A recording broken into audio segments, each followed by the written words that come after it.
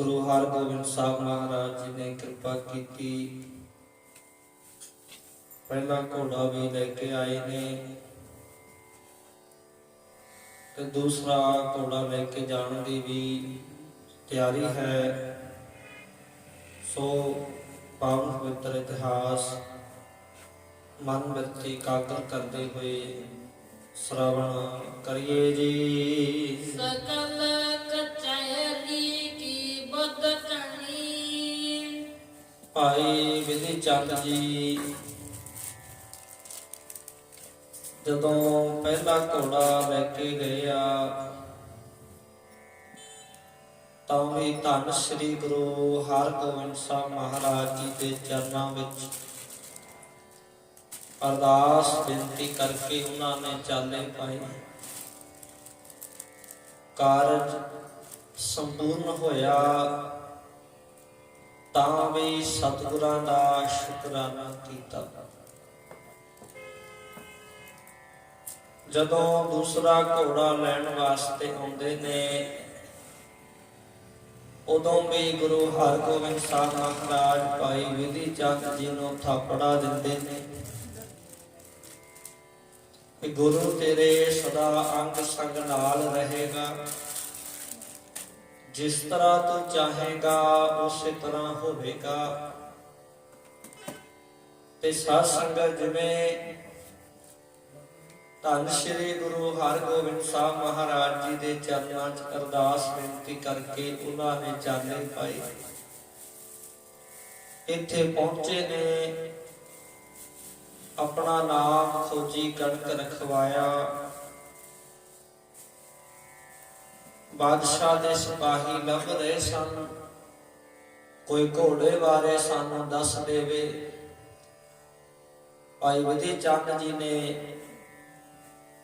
उस समय लोगों को दसिया कि मैं तो कोई भी कुछ पुछदा है मैं उन्होंने दस सकता हाँ।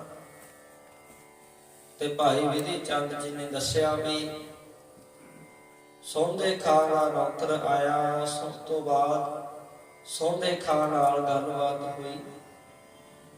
उस तो बाद शाहजहान बादशाह की कचहरी विच भाई विधि चंद जी नूं सत्कार नाल बुलाया गया। पूछा गया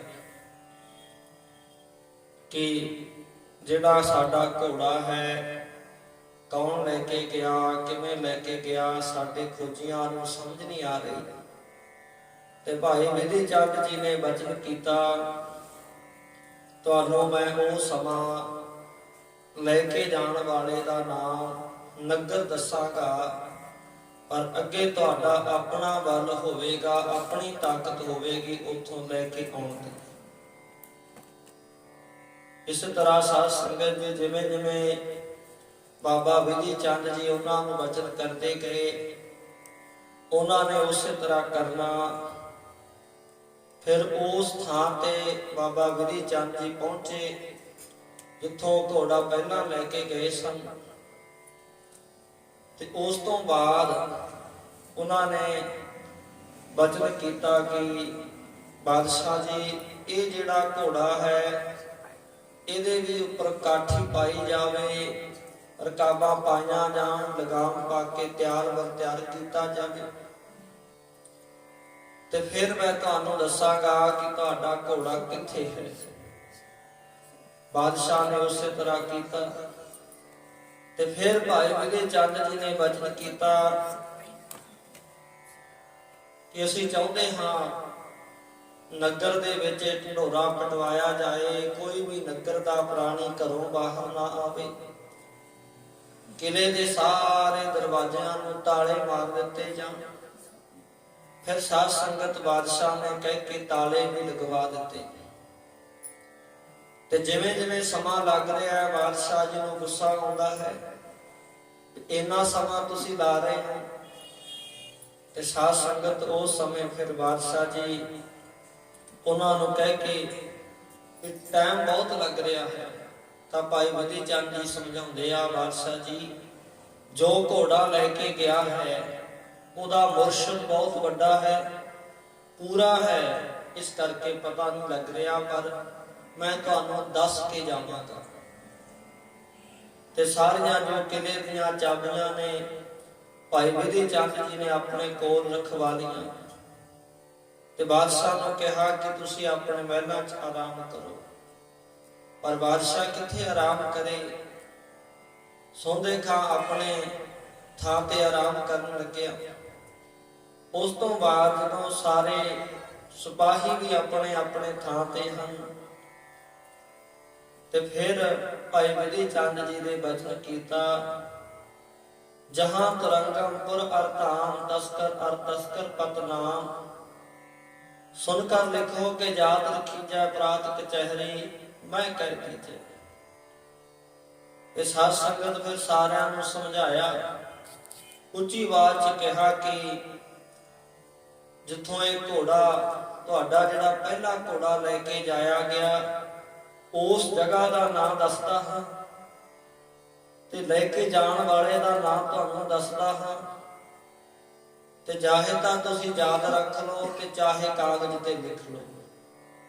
ਤੇ ਬਾਦਸ਼ਾਹ ਖੁਸ਼ ਹੋਇਆ, ਉਹਨੇ ਸੌਂਦੇ ਖਾਂ ਨੂੰ ਇਹ ਪਤਾ ਲਿਖਣ ਵਾਸਤੇ ਕਿਹਾ ਤੇ ਪੁੱਛਿਆ ਵੀ ਦੱਸੋ ਕੌਣ ਹੈ। ਫਿਰ ਦੱਸਿਆ ਵੀ ਜਿਸ ਦੇ ਪਾਸ ਘੋੜਾ ਗਿਆ ਹੈ ਉਹ ਧੰਨ ਸ਼੍ਰੀ ਗੁਰੂ ਹਰਗੋਬਿੰਦ ਸਾਹਿਬ ਮਹਾਰਾਜ ਜੀ ਹੈ। ਭਾਈ ਰੂਪੇ ਨਗਰ ਦੇ ਵਿੱਚ ਇਸ ਸਮੇਂ ਸੰਗਤਾਂ ਨੂੰ ਦਰਸ਼ਨ ਦੇ ਰਹੇ ਨੇ, ਉਹਨਾਂ ਦੇ ਪਾਸ ਤੁਹਾਡਾ ਪਹਿਲਾ ਘੋੜਾ ਪਹੁੰਚਿਆ ਹੈ। ਤੁਹਾਡੇ ਮਨ 'ਚ ਗੁਮਾਨ ਹੈ ਕਿ ਇਹ ਸਾਡਾ ਸੀ, ਪਰ ਜਦੋਂ ਉਹ ਗੁਰੂ ਕੀ ਸਿੱਖ ਸੰਗਤ ਕਾਬਲ ਦੇ ਸੇਵਕ ਗੁਰੂ ਸਾਹਿਬ ਵਾਸਤੇ ਘੋੜੇ ਲੈ ਕੇ ਜਾ ਰਹੇ ਸੀ, ਤੁਸੀਂ ਆਪਣੇ ਬਲ ਕਰਕੇ ਉਹਨਾਂ ਤੋਂ ਘੋੜੇ ਖੋਏ ਨੇ। ਇਸ ਕਰਕੇ ਉਹ ਗੁਰਸਿੱਖ ਦੀ ਅਰਦਾਸ ਸੀ ਕਿ ਇਹਨਾਂ ਤੇ ਗੁਰੂ ਸਾਹਿਬ ਅਸਵਾਰੀ ਕਰਨ। ਉਹ ਬਦਲਾ ਸਾਨੂੰ ਇਸ ਤਰ੍ਹਾਂ ਲੈਣਾ ਪਿਆ। ਉਹ ਘੋੜਾ ਗੁਰੂ ਸਾਹਿਬ ਕੋਲ ਪਹੁੰਚ ਗਿਆ ਹੈ ਤੇ ਹੁਣ ਜਿਹੜਾ ਦੂਸਰਾ ਗੁਰਵਾਗ ਘੋੜਾ ਹੈ ਇਸ ਨੂੰ ਤੁਸੀਂ ਕਾਠੀ ਪਾ ਕੇ ਜੀਨ ਪਾ ਕੇ ਮੈਨੂੰ ਦੇ ਦਿੱਤੀ ਆ। ਇਸ ਕਰਕੇ ਇਹ ਘੋੜਾ ਵੀ ਹੁਣ ਗੁਰੂ ਸਾਹਿਬ ਕੋਲ ਜਾਵੇਗਾ। ਤੇ ਨਾਲ ਵਚਨ ਕੀਤਾ, ਸਕਲ ਕਚਹਿਰੀ ਕੀ ਬੁੱਧ ਘਣੀ, ਕਿ ਤੁਹਾਡੀ ਜਿਹੜੀ ਸਾਰੀ ਕਚਹਿਰੀ ਆ ਬਹੁਤ ਅਕਲ ਵਾਲੀ ਆ, ਬਹੁਤ ਤੁਹਾਡੇ ਵੱਡੇ ਸਲਾਹਕਾਰ ਨੇ, ਬਹੁਤ ਜ਼ਿਆਦਾ ਤੁਹਾਨੂੰ ਸਲਾਹਾਂ ਦਿੰਦੇ ਆ, ਬਹੁਤ ਹੀ ਜ਼ਿਆਦਾ ਅਕਲ ਦਿੰਦੇ ਆ ਜੀ। ਪਰਖਣ ਕੀ ਨਾ ਪਰਖੀ ਅਰਸੁਨੀ, ਤੇ ਮੈਂ ਤੁਹਾਡੇ ਇਸ ਕਚਹਿਰੇ ਨੂੰ ਦੇਖੋ ਪਰਖ ਲਿਆ ਨਾ, ਤੇ ਬਹੁਤ ਤੁਹਾਡੇ ਉਮਰਾ ਬੜੇ ਮਾਨ ਵਾਲੇ ਆ। ਗੁਰਸਿੱਖ ਘੋੜਾ ਲੈ ਕੇ ਜਾ ਰਹੇ ਆ ਤੇ ਉਹਨਾਂ ਤੋਂ ਖੋਹ ਲੈਂਦੇ ਆ। ਅਸੀਂ ਨਾ ਕਿਸੇ ਤੇ ਜ਼ੁਲਮ ਕਰਦੇ ਆ ਤੇ ਨਾ ਕਿਸੇ ਦਾ ਜ਼ੁਲਮ ਸਹਿੰਦੇ ਆ, ਪਰ ਤੁਸੀਂ ਆਪਣੇ ਰਾਜ ਹੋਣ ਕਰਕੇ ਮਾਣ ਕਰਦੇ ਹੋ। ਗੁਰਸਿੱਖਾਂ ਨੂੰ ਵੀ ਤੁਸੀਂ ਬਖਸ਼ਿਆ ਨਹੀਂ ਹੈ।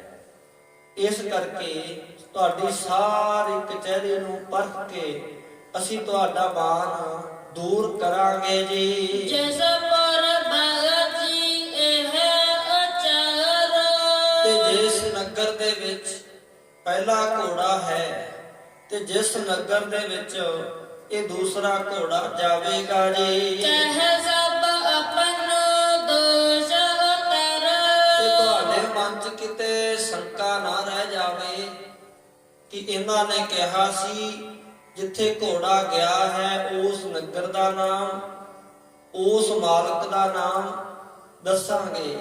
ਤੁਸੀਂ ਸਾਨੂੰ ਬਹੁਤ ਸਾਰਾ ਇਨਾਮ ਦਾ ਲਾਲਚ ਦਿੱਤਾ ਸੀ ਤੇ ਇਸ ਕਰਕੇ ਸਾਨੂੰ ਤੁਹਾਡੇ ਨਾਮ ਦੀ ਜ਼ਰੂਰਤ ਨਹੀਂ ਹੈ, ਪਰ ਉਸ ਜਗ੍ਹਾ ਦਾ ਨਾਮ ਤੁਹਾਨੂੰ ਅਸੀਂ ਦੁਬਾਰਾ ਫੇਰ ਦੱਸਦੇ ਆਂ ਜੀ। ਪਾਈ ਰੂਪਾ ਗ੍ਰਾਮ ਨਵੀਨ, ਤੇ ਨਵਾਂ ਵਸਿਆ ਹੈ ਇੱਕ ਨਗਰ ਜਿਸ ਦਾ ਨਾਮ ਦੇਸ਼ ਅੰਦਰ ਜਗਤ ਦੇ ਅੰਦਰ ਭਾਈ ਰੂਪਾ ਪ੍ਰਸਿੱਧ ਹੋਵੇਗਾ ਜੀ। ਕਯੋ ਡੇਰਾ ਸਤਿਗੁਰੂ ਪਰਵੀਨ, ਪ੍ਰਵੀਨ ਦਾ ਭਾਵ ਹੈ ਬਹੁਤ ਸਿਆਣੇ ਸੁਗੜ।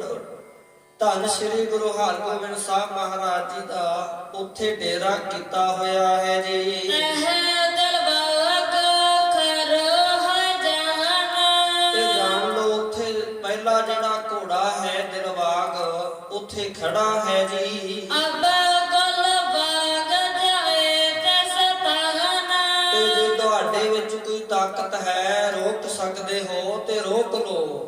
ਇਹ ਦੂਜਾ ਘੋੜਾ ਗੁਲਬਾਗ ਵੀ ਉਹ ਸਤਿਗੁਰੂ ਮਹਾਰਾਜ ਜੀ ਦੇ ਚਰਨਾਂ 'ਚ ਪਹੁੰਚੇਗਾ। ਇਹ ਬਾਦਸ਼ਾਹ ਦੇ ਅਸਵਾਰੀ ਕਰਨ ਦੇ ਯੋਗ ਨਹੀਂ ਹੈ। ਇਹਦੇ ਉੱਤੇ ਗੁਰੂ ਸਾਹਿਬ ਆਪਣੀ ਅਸਵਾਰੀ ਕਰਨਗੇ ਜੀ। ਚਾਹਾ ਚਾਹਾ ਰਸ ਕਰ ਕਹਿ ਉਚੋ। ਤੇ ਬਾਦਸ਼ਾਹ ਸ਼ਾਹਜਹਾਨ ਨੂੰ ਬਹੁਤ ਜ਼ਿਆਦੇ ਗੁੱਸਾ ਆ ਗਿਆ ਜੀ। ਰਹੋ ਦਰੋਗ ਨਿਕਟ ਪਹੁੰਚਿਓ। ਤੇ ਆਖਦਾ ਹੈ, ਦਰੋਗਾ ਜੀ ਤੁਸੀਂ ਕਿੱਥੇ ਰਹਿ ਗਏ ਹੋ? ਛੇਤੀ ਤੋਂ ਛੇਤੀ ਇਹਨਾਂ ਦੇ ਕੋਲ ਪਹੁੰਚ ਜਾਓ ਜੀ। ਇਹੋ ਤਸਕਰ ਲੈ ਜਾਏ ਨਾ ਕੋਰਾ। ਤੇ ਆਖਦੇ ਨੇ ਵੀ ਜਿਹੜਾ ਪ੍ਰਾਣੀ ਹੈ, ਤਸਕਰ ਦਾ ਭਾਵ ਉਹਨੇ ਚੋਰ ਸ਼ਬਦ ਵਰਤਿਆ। ਸਾਰਿਆਂ ਦੇ ਸਾਹਮਣੇ ਲੈ ਕੇ ਜਾ ਰਹੇ ਆ। ਤੇ ਬਾਦਸ਼ਾਹ ਆਖਦਾ ਕਿ ਜੋ ਘੋੜਾ ਲੈ ਕੇ ਜਾ ਰਹੇ ਆ, ਇਹ ਕਿਤੇ ਸਾਡਾ ਦੂਜਾ ਘੋੜਾ ਵੀ ਲੈ ਨਾ ਜਾਵੇ ਜੀ। ਸੋ ਬਟ ਹਕਾਰ ਕੋਰਾ ਪਹੁੰਚਿਓ ਔਰਾ। ਤੇ ਇਸ ਕਰਕੇ ਛੇਤੀ ਛੇਤੀ ਆਪਣੀਆਂ ਫੌਜਾਂ ਨੂੰ ਤਿਆਰ ਕਰਕੇ ਇਹਦੇ ਕੋਲ ਲੈ ਕੇ ਆਓ, ਇਸ ਨੂੰ ਫੜ ਲਓ ਜੀ। ਸੋਤ ਕਹਿ ਗਲੀ ਤੇ ਨ ਤੇ ਪਾਏ। ਮੈਨੂੰ ਸੌਂਦੇ ਕਾ ਆਖਦਾ ਹੈ, ਮੈਂ ਬਾਹਰ ਤਾਂ ਨਿਕਲਾਂਗਾ, ਫੇਰ ਹੀ ਮੈਂ ਇਹਨਾਂ ਨੂੰ ਫੜਾਂਗਾ। ਪਰ ਮੇਰੇ ਕਮਰੇ ਨੂੰ ਤੇ ਤਾਲਾ ਲੱਗਿਆ ਹੋਇਆ ਹੈ ਤੇ ਚਾਬੀਆਂ ਮੇਰੇ ਕੋਲ ਨਹੀਂ ਹਨ ਜੀ। ਸਰਬ ਪੋਰ ਕਾ ਗੋਲ ਲਗਾਏ। ਸਾਰੇ ਦੇ ਸਾਰੇ ਕਿਲੇ ਨੂੰ ਤਾਲਾ ਲੱਗਿਆ ਹੋਇਆ ਹੈ ਜੀ। ਸੋ ਬਟ ਸਹਿਤ ਮੈਂ ਪਹੁੰਚਿਓ ਕੈਸੇ। ਇਸ ਕਰਕੇ ਭਾਈ ਵਿਧੀ ਚੰਦ ਬਾਰੇ ਆਖਦੇ ਨੇ, ਤੇ ਮੈਂ ਇਹਨਾਂ ਦੇ ਕੋਲ ਕਿਵੇਂ ਪਹੁੰਚ ਸਕਦਾ ਹਾਂ? ਤੇ ਜੋ ਸੌਂਦੇ ਖਾ ਆਖਦਾ ਹੈ, ਮੈਂ ਸੂਰਮੇ ਲੈ ਕੇ ਨਹੀਂ ਪਹੁੰਚ ਸਕਦਾ ਜੀ। ਪ੍ਰਥਮ ਕਰੇ ਨ ਕੈਦੀ ਜੈਸੇ। ਤੇ ਪਹਿਲਾਂ ਹੀ ਇਹਨਾਂ ਨੇ ਇਸ ਤਰ੍ਹਾਂ ਕਰ ਲਿਆ ਸਾਨੂੰ, ਜਿਵੇਂ ਕਿਸੇ ਕੈਦੀ ਨੂੰ ਕੈਦ ਕੀਤਾ ਹੋਵੇ ਜੀ। ਰਸਨ ਰਨ ਸੋਜਨ ਬੰਦ ਬਠਾਏ। ਜਿਵੇਂ ਕਿਸੇ ਪ੍ਰਾਣੀ ਨੂੰ ਰੱਸਿਆਂ ਦੇ ਨਾਲ ਬੰਨ੍ਹ ਕੇ ਰੱਖ ਲਈਦਾ ਹੈ, ਤੇ ਸਾਨੂੰ ਤਾਂ ਇਸ ਤਰ੍ਹਾਂ ਕੈਦ ਕਰ ਦਿੱਤਾ ਜੀ। ਬਨਹਿ ਉਪਾਏ ਨ ਕੋ ਬਲ ਲਾਏ। ਇਸ ਕਰਕੇ ਬਾਦਸ਼ਾਹ ਜੀ ਤੁਸੀਂ ਇਹਦੀ ਸਾਰੀ ਗੱਲ ਮੰਨ ਲਈ, ਜਿਵੇਂ ਕਹਿੰਦੇ ਗਏ ਕਰਦੇ ਗਏ। ਤੁਸੀਂ ਸਾਰੀ ਗੱਲ ਨਹੀਂ ਸੀ ਮੰਨਣੀ ਚਾਹੀਦੀ। ਤੇ ਜੇ ਆਪਾਂ ਸਾਰੀ ਗੱਲ ਮੰਨੀ ਆ, ਸਾਰੀ ਸਭਾ ਬੜੀ ਹੁਸ਼ਿਆਰ ਹੈ, ਪਰ ਤੁਸੀਂ ਕਿਸੇ ਦੀ ਨਹੀਂ ਸੁਣੀ। ਇਸ ਕਰਕੇ ਹੁਣ ਸਾਡੇ ਤੋਂ ਕੋਈ ਵੀ ਉਪਾਅ ਨਹੀਂ ਹੁੰਦਾ, ਰੌਲਾ ਪਾ ਕੇ ਕੁਝ ਕਰ ਨਹੀਂ ਸਕਦੇ ਜੀ। ਖੇਲ ਕਾਲ ਹਜ਼ਾਰ ਗਾਰਨ ਕਾਰ। ਤੇ ਬਾਦਸ਼ਾਹ ਸ਼ਾਹਜਹਾਨ ਬਹੁਤ ਖਿਝ ਗਿਆ, ਬਹੁਤ ਗੁੱਸਾ ਮਨ ਦੇ ਵਿੱਚ ਆਇਆ। ਕਿਉਂਕਿ ਸਾਧ ਸੰਗਤ ਪ੍ਰਾਣੀ ਦਾ ਸੁਭਾਅ ਹੈ ਕਿ ਜਦੋਂ ਇਹਦਾ ਜ਼ੋਰ ਨਹੀਂ ਚੱਲਦਾ, ਵੱਲ ਨਹੀਂ ਚੱਲਦਾ, ਤੇ ਫਿਰ ਇਹਨੂੰ ਬਹੁਤ ਗੁੱਸਾ ਆਉਂਦਾ ਹੈ, ਖਿਝ ਜਾਂਦਾ ਹੈ। ਸ਼ਾਹਜਹਾਨ ਬਾਦਸ਼ਾਹ ਖਿਝ ਗਿਆ ਤੇ ਆਪਣੇ ਵੱਲੋਂ ਸਾਰੇ ਸਿਪਾਹੀਆਂ ਨੂੰ ਗਾਲੀਆਂ ਕੱਢਣ ਲੱਗਿਆ, ਗੁੱਸੇ ਨਾਲ ਬੋਲਣ ਲੱਗਿਆ ਜੀ। ਉੱਚੀ ਉੱਚੀ ਪੁਕਾਰ ਕਰਦਾ ਹੈ ਕਿ ਕੋਈ ਤੇ ਹੋਵੇ, ਸਿਪਾਹੀ ਹੋਵੇ, ਕੋਈ ਪਹਿਰੇਦਾਰ ਜਾਗਦਾ ਹੋਵੇ, ਕੋਈ ਤਾਂ ਇਹਨਾਂ ਨੂੰ ਫੜ ਲਓ ਜੀ। ਤੇ ਭਾਈ ਵਿਧੀ ਚੰਦ ਜੀ ਨੇ ਉੱਚੀ ਆਵਾਜ਼ ਦੇ ਵਿੱਚ ਦੱਸ ਦਿੱਤਾ ਕਿ ਤੁਹਾਨੂੰ ਮਨ 'ਚ ਸੰਸਾ ਨਾ ਰਹੇ, ਘੋੜਾ ਪਹਿਲਾਂ ਕੌਣ ਲੈ ਕੇ ਗਿਆ ਸੀ, ਤੇ ਮੇਰਾ ਨਾਮ ਹੈ ਭਾਈ ਵਿਧੀ ਚੰਦ। ਮੈਂ ਗੁਰੂ ਕਾ ਦਾਸ, ਗੁਰੂ ਕਾ ਸੇਵਕ ਹਾਂ। ਪਹਿਲਾ ਘੋੜਾ ਵੀ ਤੁਹਾਡਾ ਮੈਂ ਲੈ ਕੇ ਗਿਆ ਸੀ, ਤੇ ਹੁਣ ਵੀ ਮੈਂ ਲੈ ਕੇ ਜਾਵਾਂਗਾ। ਉੱਚੀ ਆਵਾਜ਼ ਵਿੱਚ ਆਖਣ ਲੱਗੇ ਆ ਜੀ।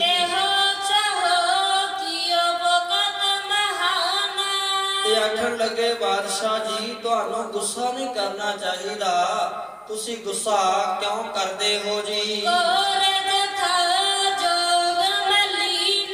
ਤੇ ਤੁਸੀਂ ਗੁੱਸਾ ਤਾਂ ਕਰੋ ਜੇ ਤੁਹਾਡੀ ਅਮਾਨਤ ਹੋਵੇ, ਤੁਹਾਡੇ ਬਾਦਸ਼ਾਹੀ ਖਜ਼ਾਨੇ 'ਚ ਹੋਵੇ ਤੇ ਪੈਸਾ ਖਰਚ ਹੋਇਆ ਹੋਵੇ, ਤੁਸੀਂ ਮੁੱਲ ਖਰੀਦੇ ਹੋਣ। ਇਹ ਘੋੜੇ ਤਾਂ ਗੁਰੂ ਸਾਹਿਬ ਦੀ ਅਮਾਨਤ ਹੈ, ਗੁਰਸਿੱਖਾਂ ਪਾਸੋਂ ਤੁਹਾਡੀ ਫੌਜ ਨੇ ਖੋਹ ਲਿਆ। ਤੇ ਇਹ ਘੋੜੇ ਗੁਰੂ ਚਰਨਾਂ 'ਚ ਪਹੁੰਚ ਗਏ ਆ। ਫਿਰ ਇਹ ਤਾਂ ਵਸਤੂ ਹੀ ਗੁਰੂ ਦੀ ਸੀ ਤੇ ਜਥਾ ਜੋਗ ਵੇਖ ਕੇ ਇਹ ਘੋੜੇ ਮੈਂ ਲੈ ਕੇ ਗਿਆ ਹਾਂ। ਤੁਹਾਡਾ ਕੋਈ ਹੋਰ ਨਹੀਂ ਘੋੜਾ ਮੈਂ ਇੱਥੋਂ ਹਿਲਾਇਆ, ਉਹਨੂੰ ਮੈਂ ਲੈ ਕੇ ਗਿਆ। ਭਾਵ ਇਹ ਤਾਂ ਗੁਰੂ ਕੀ ਵਸਤੂ ਆ ਤੇ ਗੁਰੂ ਦੀ ਜਿਹੜੀ ਵਸਤੂ ਆ ਉਹ ਗੁਰੂ ਦੇ ਚਰਨਾਂ ਵਿੱਚ ਪਹੁੰਚੋਗੇ ਜੀ। ਸਿਮਰ ਵਚਨ ਜੋ ਤੁਮ ਕਹਿ ਦੀਨੇ। ਇਸ ਕਰਕੇ ਹੁਣ ਤੁਹਾਨੂੰ ਅਸੀਂ ਇੱਕ ਹੋਰ ਸਲਾਹ ਦਿੰਨੇ ਆ। ਤੁਸੀਂ ਸਾਨੂੰ ਜੋ ਸਾਰੀ ਸਭਾ 'ਚ ਐਲਾਨ ਕਰਕੇ ਉੱਚੀ ਆਵਾਜ਼ 'ਚ ਕਿਹਾ ਸੀ ਜੀ, ਪ੍ਰਥਮ ਚੱਕਰੀ ਮੇਰੀ ਰਹੀ। ਕਿ ਜਦੋਂ ਤੁਸੀਂ ਉਸ ਜਗ੍ਹਾ ਦਾ ਨਾਮ ਦੱਸੋਗੇ, ਉਸ ਘੋੜੇ ਲੈ ਕੇ ਜਾਣ ਵਾਲੇ ਦਾ ਨਾਮ ਦੱਸੋਗੇ, ਤੇ ਤੁਸੀਂ ਮੈਨੂੰ ਪਹਿਲੇ 1.25 ਲੱਖ ਦਾ ਇਨਾਮ ਦਿੱਤਾ ਸੀ, ਫਿਰ ਤੁਸੀਂ ਕਿਹਾ ਸੀ 4 ਲੱਖ ਦਾ ਇਨਾਮ ਦੇਵਾਂਗੇ, ਫਿਰ ਤੁਹਾਨੂੰ ਹੋਰ ਵੀ ਬਹੁਤ ਸਾਰੀਆਂ ਵਿਚਾਰਾਂ ਦੇ ਰਾਹੀਂ ਸਾਨੂੰ ਤੁਸੀਂ ਕਿਹਾ ਸੀ। ਉਹ ਜਿਹੜੀ ਮੇਰੀ ਚਾਕਰੀ ਬਣਦੀ ਆ, ਮੇਰਾ ਹਿਸਾਬ ਕਿਤਾਬ ਬਣਦਾ ਹੈ, ਉਹ ਤੁਹਾਡੇ ਵੱਲ ਬਾਕੀ ਆ ਜੀ। ਵਿਖੇ ਸਜਦਈ ਨ ਸੋ ਮੈਂ ਲਹੀ। ਤੁਸੀਂ ਮੈਨੂੰ ਬਖਸ਼ਿਸ਼ ਤਾਂ ਦਿੱਤੀ ਆ, ਪਰ ਮੈਂ ਉਹ ਤੁਹਾਡੇ ਤੋਂ ਲਈ ਨਹੀਂ, ਤੁਹਾਡੇ ਕੋਲ ਹੈ ਜੀ। ਖੋਜ ਦੇਨ ਕੇ ਚਰਹੁ ਲਖ। ਤੁਸੀਂ ਕਿਹਾ ਸੀ ਜੇ ਘੋੜੇ ਨੂੰ ਲੈ ਕੇ ਜਾਣ ਵਾਲੇ ਦਾ ਨਾਮ ਪਤਾ ਖੋਜ ਕੇ ਦੱਸੋਗੇ ਤਾਂ 4 ਲੱਖ ਰੁਪਈਆ ਇਨਾਮ ਦੇਵਾਂਗੇ ਜੀ। ਰਹੇ ਰਹਾ ਜੋ ਤੁਮ ਤਬ ਪਖਾ। ਤੇ ਹੁਣ ਮੈਂ ਤੁਹਾਨੂੰ ਪਤਾ ਦੱਸਤਾ ਵੀ ਘੋੜਾ ਜਿਹੜਾ ਹੈ ਭਾਈ ਰੂਪਾ ਨਗਰ ਵਿੱਚ ਪਹੁੰਚ ਗਿਆ ਹੈ, ਤੇ ਜੋ ਘੋੜੇ ਨੂੰ ਲੈ ਕੇ ਗਿਆ ਉਹਦਾ ਨਾਮ ਭਾਈ ਵਿਧੀ ਚੰਦ ਮੈਂ ਤੁਹਾਡੇ ਸਾਹਮਣੇ ਹਾਂ। ਇਸ ਕਰਕੇ ਉਹ ਮੇਰਾ ਇਨਾਮ ਤੁਹਾਡੇ ਵੱਲ ਬਣਦਾ ਹੈ ਜੀ। ਸਭ ਲੱਖ ਤੁਮ ਫੇਰ ਬਤਾ। ਤੇ ਤੁਸੀਂ ਆਖਿਆ ਸੀ ਇੱਕ ਵਾਰ ਵੀ 1.25 ਲੱਖ ਰੁਪਇਆ ਇਨਾਮ ਵੱਖਰਾ ਦੇਵਾਂਗੇ, ਤੇ ਜਿਹੜਾ ਵੀ ਇਨਾਮ ਦੱਸੇਗਾ, ਜੋ ਮੰਗੇਗਾ ਉਹ ਅਸੀਂ ਉਸ ਨੂੰ ਦੇਵਾਂਗੇ ਜੀ। ਇੱਕ ਬਰਾਟ ਕਾ ਮੋਹ ਨ ਪਾਏ। ਤੇ ਇੱਕ ਬਰਾੜਕਾ ਦਾ ਭਾਵ ਹੈ ਕੌਡੀ, ਕਿ ਬਾਦਸ਼ਾਹ ਜੀ ਮੈਂ ਤੁਹਾਨੂੰ ਦੱਸਤਾ ਹੁਣ, ਪਰ ਤੁਸੀਂ ਤਾਂ ਮੈਨੂੰ ਇੱਕ ਕੌਡੀ ਨਹੀਂ ਦਿੱਤੀ, 1 ਰੁਪਈਆ ਨਹੀਂ ਦਿੱਤਾ ਜੀ। ਲੀਨ ਮਾਲ ਸਮਾਨ ਕੇ ਕਾਸ਼। ਇਸ ਕਰਕੇ ਬਾਦਸ਼ਾਹ ਜੀ ਇਹ ਸਮਝ ਲਓ ਹੁਣ, ਇਹ ਜਿਹੜੇ ਘੋੜੇ ਆ ਤੁਸੀਂ ਚਾਹੇ ਗੁਰਸਿੱਖਾਂ ਪਾਸੋਂ ਖੋਏ, ਪਰ ਹੁਣ ਇਹ ਘੋੜੇ ਤੁਹਾਡੇ ਤੋਂ ਮੁੱਲ ਖਰੀਦ ਕੇ ਲੈ ਕੇ ਜਾ ਰਿਹਾ ਹਾਂ। ਹਿਸਾਬ ਤੁਹਾਡੇ ਵੱਲ ਮੇਰਾ ਬਣਦਾ ਹੈ 4 ਲੱਖ ਇੱਕ ਬਣਦਾ ਹੈ ਜਿਹੜਾ ਤੁਸੀਂ ਕਿਹਾ ਸੀ, ਤੇ 1.25 ਲੱਖ ਇੱਕ ਬਣਦਾ ਹੈ। 5.25 ਲੱਖ ਰੁਪਈਆ ਤੁਸੀਂ ਮੈਨੂੰ ਦੇਣਾ ਸੀ ਜਦੋਂ ਮੈਂ ਘੋੜੇ ਲੈ ਕੇ ਜਾਣ ਵਾਲੇ ਦਾ ਨਾਮ ਤੇ ਜਗ੍ਹਾ ਦੱਸਦਾ। ਇਸ ਕਰਕੇ ਇੱਕ ਘੋੜੇ ਦਾ ਮੁੱਲ 1.25 ਲੱਖ ਹੈ, ਤੇ 2 ਘੋੜਿਆਂ ਦਾ ਮੁੱਲ 2.5 ਲੱਖ ਬਣਦਾ ਹੈ। ਤੇ ਉੱਪਰ ਜੋ ਇਹਨਾਂ ਦੇ ਕਾਠੀ ਵਗੈਰਾ ਪਾਈ ਹੋਈ ਹੈ, ਉਹ ਸਾਰਿਆਂ ਦਾ ਮੁੱਲ ਲਾ ਕੇ ਵੀ 5.25 ਲੱਖ ਨਹੀਂ ਬਣਦਾ। ਪਰ ਮੈਂ ਤੁਹਾਡਾ ਜਿਹੜਾ 1.25 ਲੱਖ ਹੈ ਤੁਹਾਨੂੰ ਹੀ ਦਿੰਦਾ ਹਾਂ, ਤੁਸੀਂ ਰੱਖ ਲੈਣਾ। ਤੇ ਮਾਨੋ ਇਹ ਘੋੜੇ ਮੈਂ ਮੁੱਲ ਖਰੀਦੇ ਆ ਜੀ। ਜੀਨ ਸਮੇਤ ਇਤਹਿ ਜਾਣ। ਇਸ ਕਰਕੇ ਜੀਨ ਕਾਠੀ ਇਹ ਤੁਹਾਡੀ ਹੈ, ਤਾਂ ਤੁਸੀਂ ਇਹ ਵੀ ਵਿੱਚ ਹੀ ਸਮਝ ਲਓ ਜੀ। ਰਹੀ ਕੁਛ ਬਾਕੀ ਮਮ ਜੋਏ। ਤੇ ਭਾਈ ਵਿਧੀ ਚੰਦ ਜੀ ਆਖਣ ਲੱਗੇ ਵੀ ਬਾਦਸ਼ਾਹ ਜੀ ਸਾਰਾ ਹਿਸਾਬ ਕਿਤਾਬ ਤੁਸੀਂ ਬਾਅਦ ਵਿੱਚ ਲਾ ਲਿਓ, ਤੇ ਜੇਕਰ ਬਾਕੀ ਮੇਰਾ ਤੁਹਾਡੇ ਕੰਨੇ ਕੋਈ ਹਿਸਾਬ ਰਹਿੰਦਾ ਹੋਇਆ ਨਾ, ਤੁਹਾਨੂੰ ਲੱਗੇ ਵੀ ਆਪਾਂ 5.25 ਲੱਖ ਰੁਪਈਆ ਭਾਈ ਵਿਧੀ ਚੰਦ ਜੀ ਨੂੰ ਦੱਸਣ ਦਾ ਦੇਣਾ ਸੀ, ਤੁਸੀਂ ਕਿਹਾ ਸੀ ਤੇ ਤੁਹਾਡਾ ਫਰਜ਼ ਬਣਦਾ ਹੈ ਦੇਣ ਦਾ, ਉਹ ਆਪਾਂ ਬਾਅਦ ਵਿੱਚ ਕਰਾਂਗੇ ਜੀ। ਤੇ ਫਿਰ ਉਹ ਮੇਰਾ ਕਰਜ਼ਾ ਤੁਹਾਡੇ ਸਿਰ ਰਹਿ ਗਿਆ ਹੈ, ਤੇ ਉਹ ਬਾਅਦ ਵਿੱਚ ਆ ਜਾਵੇਗਾ ਜੀ। ਤੇ ਨੱਤ ਲੇਖਾ ਮੇਰਾ ਅਰ ਤੇਰਾ। ਤੇ ਜੇਕਰ ਇਹ ਤੁਸੀਂ ਨਾ ਪਹੁੰਚਾਇਆ, ਇਹ ਤੁਹਾਡਾ ਤੇ ਮੇਰਾ ਹਿਸਾਬ ਕਿਤਾਬ ਪੂਰਾ ਨਹੀਂ ਹੋਵੇਗਾ। ਇਹ ਆਪਣਾ ਜਿਹੜਾ ਹਿਸਾਬ ਕਿਤਾਬ ਹੈ ਅਧੂਰਾ ਰਹਿ ਜਾਵੇਗਾ ਜੀ। ਜਦੋਂ ਦਰਗਾਹ ਦੇ ਵਿੱਚ ਲੇਖਾ ਮੰਗਿਆ ਜਾਏਗਾ, ਹਿਸਾਬ ਕਿਤਾਬ ਹੋਵੇਗਾ, ਉੱਥੇ ਫਿਰ ਝਗੜਾ ਹੋਣਾ ਹੈ। ਉੱਥੇ ਆਪਾਂ ਬੈਠ ਕੇ ਹਿਸਾਬ ਕਰਾਂਗੇ, ਉੱਥੇ ਤੁਹਾਨੂੰ ਦੇਣਾ ਪਵੇਗਾ ਜੀ। ਜੇ ਅਵਚਾਰ ਕਵੇ ਮੋਹੀ। ਤੇ ਭਾਈ ਵਿਧੀ ਚੰਦ ਜੀ ਵਚਨ ਕਰਨ ਲੱਗੇ ਕਿ ਬਾਦਸ਼ਾਹ ਜੀ ਦੇਖੋ, ਮੈਂ ਇਸ ਵਾਰ ਤੁਹਾਨੂੰ ਦੱਸ ਕੇ ਜਾ ਰਿਹਾ ਹਾਂ, ਜੇ ਤੁਹਾਡਾ ਮਨ ਹੈ ਕਿ ਤੁਸੀਂ ਘੋੜਾ ਰੱਖਣਾ ਹੈ ਤੇ ਮੈਨੂੰ ਰੋਕ ਸਕਦੇ ਹੋ। ਮੈਂ ਤੁਹਾਨੂੰ ਦੱਸ ਕੇ ਜਾ ਰਿਹਾ ਹਾਂ, ਜੋ ਵੀ ਤੁਹਾਡੇ ਤੋਂ ਬਲ ਲੱਗਦਾ ਹੈ, ਤਾਕਤ ਲੱਗਦੀ ਆ, ਪੂਰੀ ਤਾਕਤ ਲਾ ਲਓ ਤੇ ਮੈਨੂੰ ਰੋਕ ਲਓ ਜੀ। ਤੇ ਜਾਂ ਫਿਰ ਮੈਨੂੰ ਇਹ ਲੱਗਦਾ ਹੈ ਕਿ ਜਿਹੜਾ ਬਾਕੀ ਆ ਉਹ ਧਨ ਰੁਪਈਆ ਤੁਸੀਂ ਦੇਣਾ ਨਹੀਂ ਚਾਹੁੰਦੇ ਜੀ, ਤੇ ਮੈਂ ਤੁਹਾਨੂੰ ਝੂਠਾ ਕਰਕੇ ਇਥੋਂ ਹੁਣ ਚਾਲੇ ਪਾਉਣ ਲੱਗਿਆ ਹਾਂ ਜੀ। ਤੇ ਮੇਰੇ ਧੰਨ ਧੰਨ ਧੰਨ ਸ੍ਰੀ ਗੁਰੂ ਹਰਗੋਬਿੰਦ ਸਾਹਿਬ ਮਹਾਰਾਜ ਸਦਾ ਹੀ ਅੰਗ ਸੰਗ ਰਹਿੰਦੇ ਆ। ਉਹਨਾਂ ਦੀ ਕਿਰਪਾ ਨਾਲ ਇਹ ਸਾਰੀ ਬਖਸ਼ਿਸ਼ ਹੋਈ ਆ। ਉਹ ਸਤਿਗੁਰੂ ਮੇਰੇ ਸਦਾ ਹੀ ਸਹਾਇਕ ਹੁੰਦੇ ਆ ਜੀ।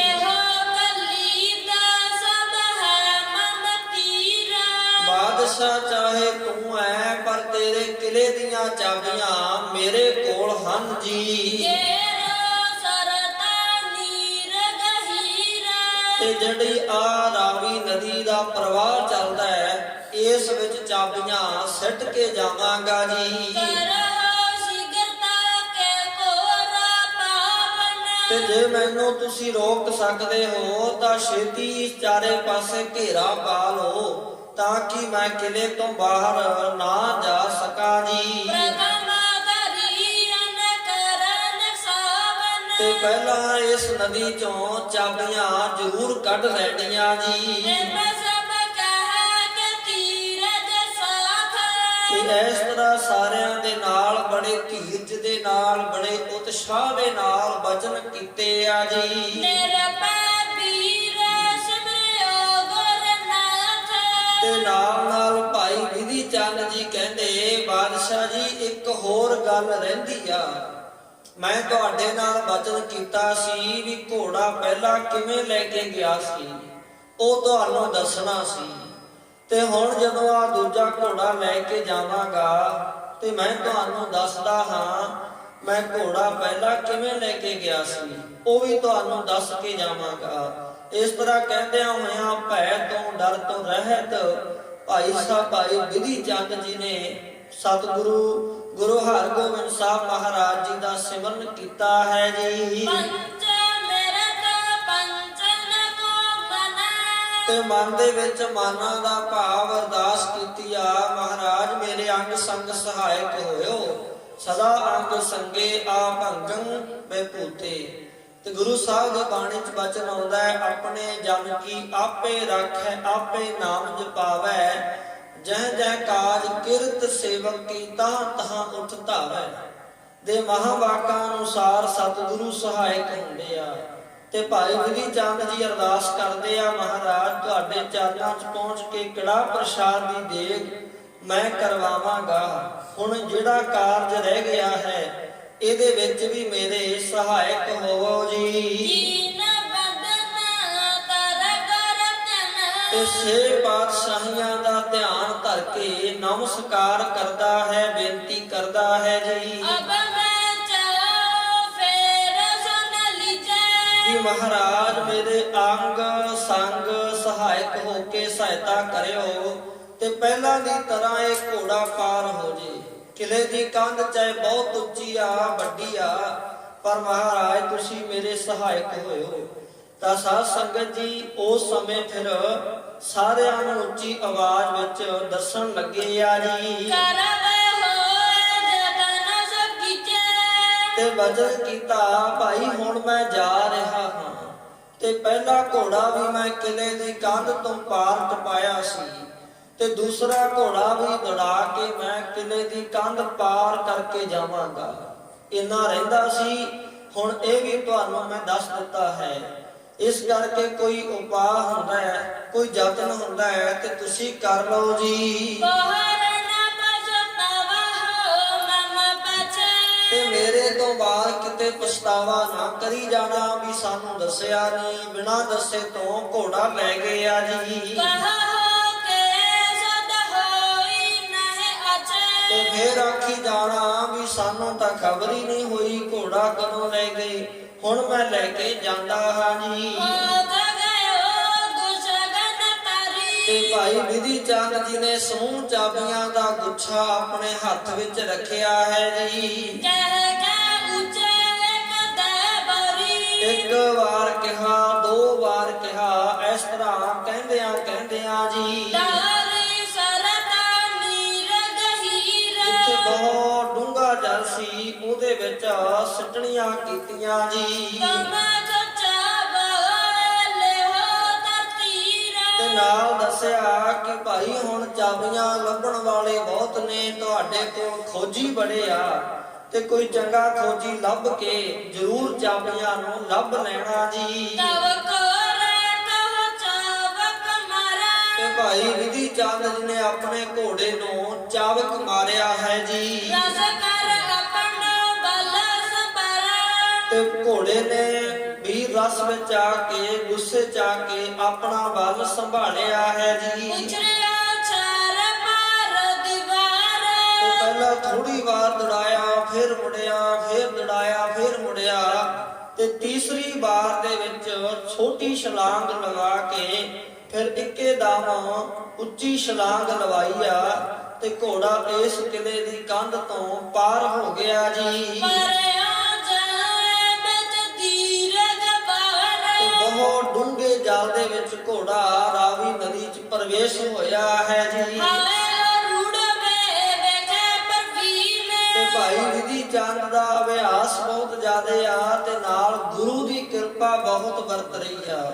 ਜਦੋਂ ਗੁਰੂ ਅੰਗ ਸੰਗ ਹੋਵੇ ਤੇ ਉਦੋਂ ਸਾਧ ਸੰਗਤ ਉਹ ਬਾਲ ਵਿੰਗਾ ਨਹੀਂ ਹੋਣ ਦਿੰਦੇ। ਚਾਹੇ ਕਿਲੇ ਤੋਂ ਘੋੜੇ ਨੂੰ ਪਾਰ ਕਰਨ, ਅਗਾਂਹ ਡੂੰਘੇ ਜਲ ਵਿੱਚ ਜਾ ਕੇ ਪੈਣਾ ਬਹੁਤ ਔਖਾ ਕੰਮ ਹੈ, ਪਰ ਭਾਈ ਵਿਧੀ ਚੰਦ ਜੀ ਦਾ ਭਰੋਸਾ, ਉਹਨਾਂ ਦੀ ਸ਼ਰਧਾ, ਉਹਨਾਂ ਦੀ ਭਾਵਨਾ ਤੇ ਗੁਰੂ ਕੀ ਸਹਾਇਤਾ ਵੀ ਧਨ ਹੈ। ਇਸ ਕਰਕੇ ਭਾਈ ਉਹ ਬਹੁਤ ਪ੍ਰਵੀਨ ਨੇ, ਸਿਆਣੇ ਨੇ ਤੇ ਵਿਧੀਏ ਭਲੇ ਸੰਭਾਲਣ ਕੀ ਭਾਈ ਵਿਧੀ ਚੰਦ ਜੀ ਨੇ ਘੋੜੇ ਨੂੰ ਵੀ ਸੰਭਾਲਿਆ ਹੈ ਜੀ। ਇੱਕ ਵਾਰ ਤੇ ਸਾਰੇ ਸਰੀਰ ਦੇ ਅੰਗ ਭਿੱਜ ਗਏ ਆ ਜੀ। ਉਸ ਤੋਂ ਬਾਅਦ ਕੇਵਲ ਗੋਡਿਆਂ ਤੱਕ ਉਹ ਨਦੀ ਦਾ ਜਲ ਆਇਆ ਤੇ ਤੈਰ ਕੇ ਕਿਨਾਰੇ ਤੇ ਪਹੁੰਚ ਗਏ ਆ ਜੀ। ਤੇ ਬਹੁਤੇ ਬਲ ਕਰਕੇ ਘੋੜਾ ਵੀ ਇਸ ਜਲ ਤੋਂ ਕਿਨਾਰੇ ਤੇ ਪਹੁੰਚਿਆ ਜੀ। ਤੇ ਉਸ ਤੋਂ ਬਾਅਦ ਨਦੀ ਦੇ ਕਿਨਾਰੇ ਤੇ ਬਾਹਰ ਜਾ ਕੇ ਭਾਈ ਵਿਧੀ ਚੰਦ ਜੀ ਨੇ ਘੋੜੇ ਨੂੰ ਰੋਕਣਾ ਕੀਤਾ ਜੀ। ਦਲਾਸਾ ਦਿੱਤਾ ਤੇ ਉਸ ਸਮੇਂ ਰੋਕਿਆ ਹੈ, ਕੁਝ ਸਮੇਂ ਲਈ ਰੋਕਣਾ ਕੀਤਾ ਜੀ। ਤੇ ਚਾਵਕ ਲਾਇਆ ਸੀ ਕਿਉਂਕਿ ਕੋਈ ਫੁੱਲਾਂ ਦੀ ਛੜੀ ਤੱਕ ਨਹੀਂ ਸੀ ਲਾਉਂਦਾ, ਪਰ ਚਾਵਕ ਮਾਰਿਆ ਸੀ ਇਸ ਕਰਕੇ ਥੋੜਾ ਚੰਚਲ ਕਰਨ ਵਾਸਤੇ। ਤੇ ਭਾਈ ਵਿਧੀ ਚੰਦ ਗੁਰੂ ਦਾ ਸ਼ੁਕਰਾਨਾ ਕਰਦੇ ਆ, ਧੀਰ ਦਿੰਦੇ ਆ ਕਿ ਤੈਨੂੰ ਜੋ ਤੇਰਾ ਭਰਾ ਦਿਲਵਾਗ ਤੇਰੇ ਨਾਲੋਂ ਵਿਛੜ ਗਿਆ ਸੀ ਤੇ ਹੁਣ ਉਸ ਦੇ ਨਾਲ ਤੈਨੂੰ ਮਿਲਾਉਣਾ ਹੈ। ਤੇ ਤੈਨੂੰ ਤਾਂ ਧੰਨ ਸ਼੍ਰੀ ਗੁਰੂ ਹਰਗੋਬਿੰਦ ਸਾਹਿਬ ਮਹਾਰਾਜ ਜੀ ਦੇ ਚਰਨਾਂ ਦੀ ਸੇਵਾ ਦਾ ਸੁਭਾਗ ਮਿਲਣਾ ਹੈ। ਉਹ ਗੁਰੂ ਸਾਹਿਬ ਤੇਰੇ ਦੀ ਅਸਵਾਰੀ ਕਰਨਗੇ। ਇਸ ਕਰਕੇ ਸਾਧ ਸੰਗਤ ਉਥੋਂ ਹੁਣ ਚਾਲੇ ਪਾਉਣੇ ਆ। ਸਨੇ ਸਨੇ ਕਰ ਪੰਥ ਚਲਾਇਓ, ਨੀਠ ਨੀਠ ਕਰ ਸ਼ੁਭਗਤ ਪਾਇਓ, ਕਰ ਤਾਰਨ ਕੀ ਸੇਧ ਪਿਆਨੋ, ਚੀਨਤ ਚੰਨ ਜਾਤ ਸੁਖ ਥਾਨੋ। ਗੁਰੂ का आशीर्वाद ਲੈਂਦਿਆਂ, ਸਿਮਰਨ ਕਰਦਿਆਂ, ਭਜਨ ਕਰਦਿਆਂ, ਸ਼ੁਕਰਾਨਾ ਕਰਦਿਆਂ ਹੋਇਆਂ ਭਾਈ ਵਿਧੀ ਚੰਦ ਜੀ ਨੇ ਉਸ ਘੋੜੇ ਤੇ ਸਵਾਰ ਹੋ ਕੇ ਚਾਲੇ ਪਾ ਦਿੱਤੇ ਆ। ਤੇ ਹੌਲੀ ਹੌਲੀ ਤਾਰਿਆਂ ਦੀ ਸੇਧ ਨੂੰ ਦੇਖਦੇ ਦੇਖਦੇ ਇਸ ਨਗਰ ਭਾਈ ਰੂਪਾ ਨਗਰ ਵਿੱਚ ਪਹੁੰਚਣਾ ਹੈ। ਇੱਥੇ ਦੀਨੇ ਕਾਂਗੜ ਵਿੱਚ ਪਹੁੰਚਣਾ ਹੈ।